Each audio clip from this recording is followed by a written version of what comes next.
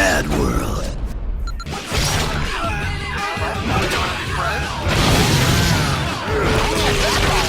With violence, innuendo, and a stark, monochrome aesthetic, MadWorld stands out, especially on the family-friendly Wii. It makes an obvious grab for attention, but this M-rated game doesn't just rely on shock value. MadWorld makes murder fun again, using the Wii's unique controls and creating an interactive game show you'll literally kill to be a part of. I've got to work on that snap hook of his.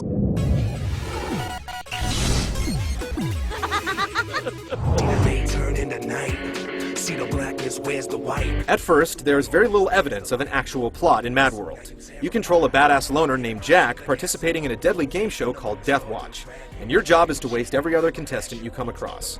But as you go on, you'll learn details about who's organizing and backing the sinister spectacle, get a whiff of government conspiracy, and find out that Jack has his own agenda. It sometimes feels loosely connected, but for the plotline of an ultra-violent interactive comic book, it's better than you probably expect. Awesome rock on her, though!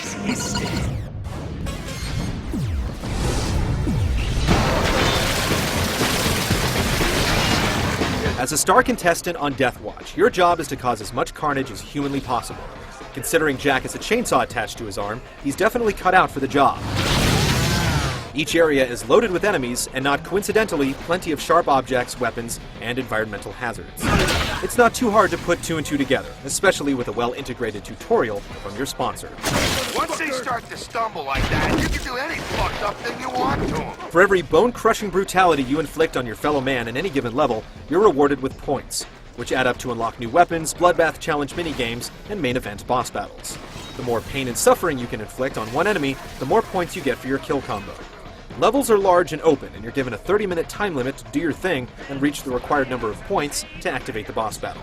Because of the emphasis on exploring the level and finding the best spots to earn points, playing MadWorld can almost feel like being in a skate park. Except instead of a skateboard, you have a chainsaw, and instead of tricking spots, you're murdering guys in brutal and hilariously over-the-top ways. Okay, so maybe it's not that similar, but you'll still appreciate finding a nice place to grind. I'm guessing everybody inside those buildings just got a lot redder. MadWorld's population of violent freaks don't put up much of a fight in the early levels, at least until you unlock the insanely tough hard mode by completing the game the first time through.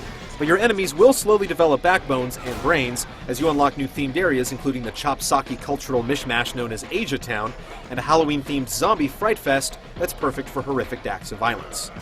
There isn't a doctor in the world who can fix that. Motorcycle action provides some variety on your journey to the top of the rankings, and a decent multiplayer mode lets you relive the bloody minigames again via split screen.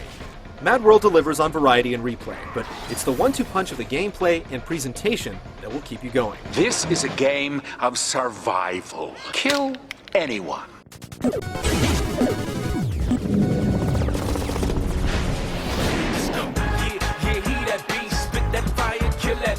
Dealing out damage with the Wii Remote and Nunchuck feels great thanks to MadWorld's smart control setup.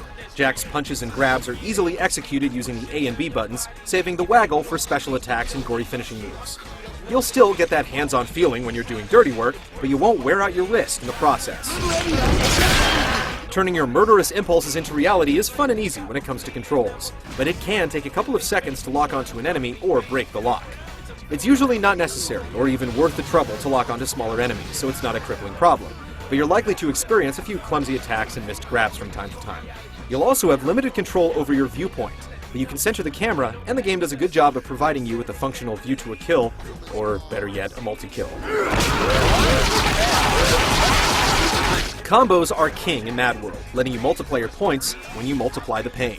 Hitting an enemy with multiple props like street signs and tires before delivering the final blow gets you big points, as does trashing more than one enemy at once. You can quickly off most with a slice of your chainsaw, but you'll take forever to get to the boss battle. And besides, where's the artistry in that? MadWorld gives you a whole lot of creative ways to turn people into mulch. Each area has its own unique features to hunt down, and you may miss a few of them your first time around. Still, there's a certain amount of repetition involved. Simplistic motorcycle trips are novel and provide some speed. For the majority of the game, you're right in the thick of a good old-fashioned beat-em-up. Thankfully, while you're free to do the same thing over and over again and rack up points, the game doesn't encourage it. Different weapons such as clubs, torches, and daggers wait to be unlocked from stage to stage. And doing well in a bloodbath challenge like the Death Press or Man Darts lets you build big points fast, so you can make it to the appropriately insane boss battles. Some title fights are more memorable than others, but each ranked battle is a spectacle unto itself. And every boss goes down in a unique way that will leave no doubt that they're truly out of the competition.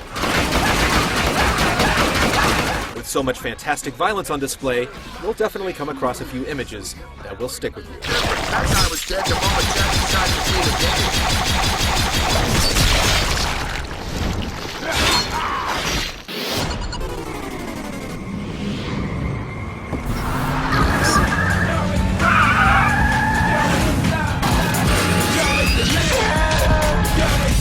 MadWorld's comic book-inspired black and white style may seem a little gimmicky at first, and story scenes seem to have received less attention than the actual game environments, but smart texturing and the striking contrast provided by copious amounts of red blood make this a truly great-looking game. This visual package isn't just good for a Wii game, it's an impressive artistic design that masks the system's processing limitations while delivering stylized violence that's comical, gruesome, and flat-out awesome. Speaking of flat-out awesome, MadWorld may have drafted the best game announcers of all time for Deathwatch. I don't get why they call him Little Eddie when he's so fucking big. I think it's supposed to be ironic.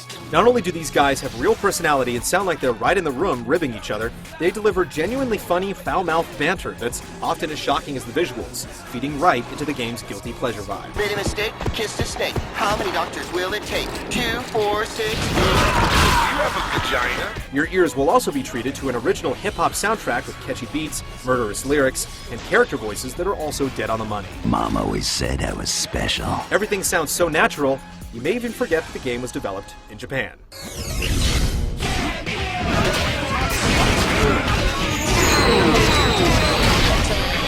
One of the most eye-catching games to come along in a while, MadWorld is stylish, bloody, and a great fit for the Wii's controls. Though there's a surprising amount of incentive to replay it, it's barely 7 hours long, so if you aren't persuaded by the novelty of extreme violence, buy with caution. Along with No More Heroes, Wii owners can point to MadWorld and say that they not only have shockingly violent video games, they have shockingly violent video games with style and substance. I don't help people.